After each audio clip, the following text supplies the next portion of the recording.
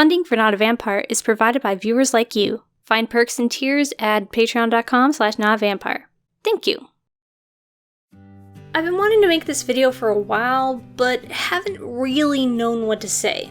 For those who don't know, hi, I'm NotAVampyre and I'm agender. I was brought up as a girl and therefore have experiences and memories that are in line with what many women have. I didn't know I was agender until about a year-ish ago, so I lived most of my life perceiving myself and being seen by others as a woman. I've been dismissed and mistreated for not being born a man. I've had to navigate the still stigmatized world of menstruation. And I'm very familiar with the problem with the lack of pockets in women's clothing. Half the reason I end up carrying my side bag is because most of my clothes can't hold my phone and my wallet. But even though the world at large saw me as a woman, when I took the time to investigate my gender, I found woman wasn't quite what I was. That my association with the label was skin deep and based only on what other people said I was and the fact that I didn't feel like I wanted to present masculine. I love dresses and still firmly steer towards the women's section in stores for clothes and was taking these facts to mean that I must be cisgendered.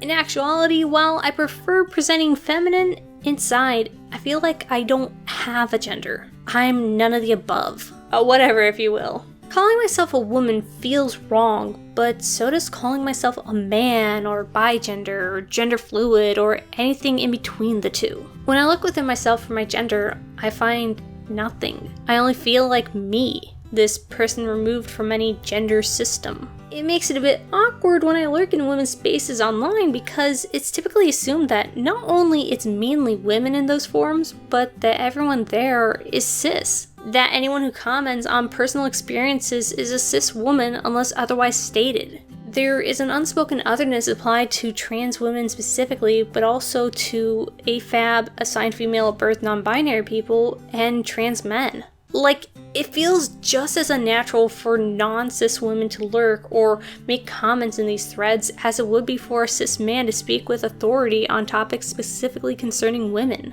It's not that women's boards are all transphobic, though some of them are, but more that the conversation hasn't yet evolved to recognize there isn't a binary of experiences in the world. That binary trans folk and AFAB non-binary pals might have something meaningful to add to discussions revolving around living life as a woman.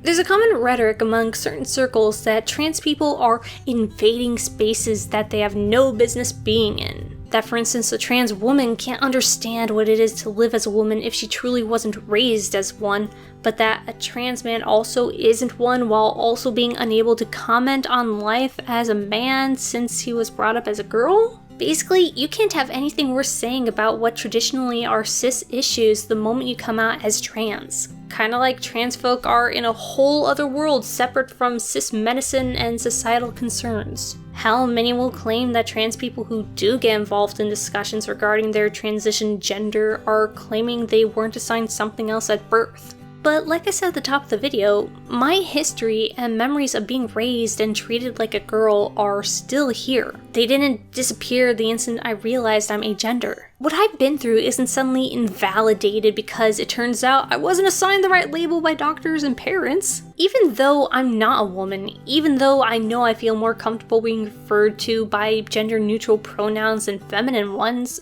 I still have my experiences of being seen and treated as a woman. I still am regarded by strangers as though I'm a woman. Hell, most of my audience don't know I'm agender. There are unique insights I have based on the fact that I was assigned girl at birth that make me relate to Ask Women threads on Reddit. Because of the anatomy I was born with, I still have to worry about pregnancy, abortion rights, and the fact that breast and ovarian cancer are things that I should look out for. Being agender doesn't rewrite my history.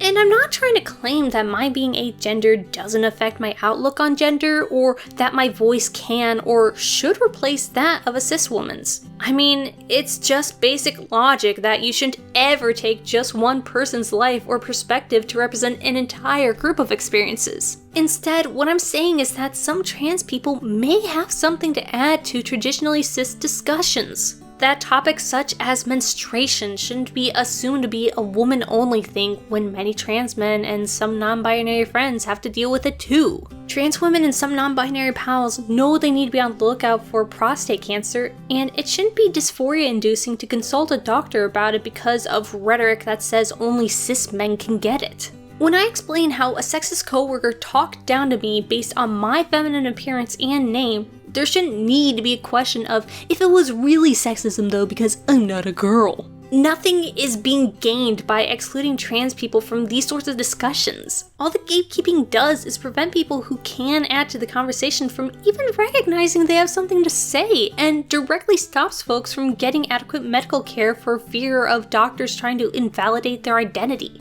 And probably most important to me, it has us spending so much energy on who's allowed to be involved and trying to exclude people that little gets done to further improvements. Reproductive health causes don't advance if we're always stuck at who's allowed to benefit and be considered. Progress needs nuance, so let's not push people away for not looking like us. So yeah, all this long-windedly to say, fuck J.K. Rowling and gender-critical feminists out there. Long time no see again. I should just basically staple this at the end of all my videos because I can't seem to keep a consistent schedule.